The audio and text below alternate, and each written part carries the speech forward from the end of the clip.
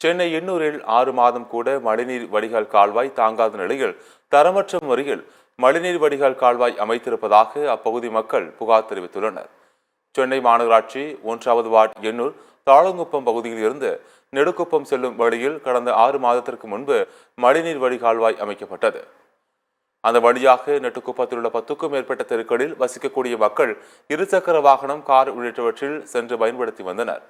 கடந்த 5 நாட்களுக்கு முன்பு மழைநீர் வடிகால்வாயின் நடுப்பகுதி உடைந்து பள்ளம் ஏற்பட்டது.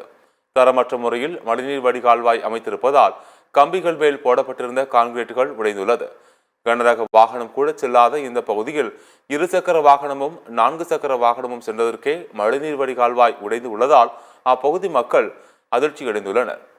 சென்னை மாநகர மேயர் ஆணையர் இந்த பகுதியில் அமைக்கப்பட்டுள்ள மழைநீர் வடிகால்களை மழைக்காலம் துவங்குவதற்கு முன்பு தரமாக உள்ளதா என்று ஆய்வு செய்து நடவடிக்கை எடுக்க வேண்டும் என்று அப்பகுதியில் உள்ள பொதுமக்களும் சமூக ஆர்வலர்களும் கோரிக்கை விடுத்துள்ளனர்.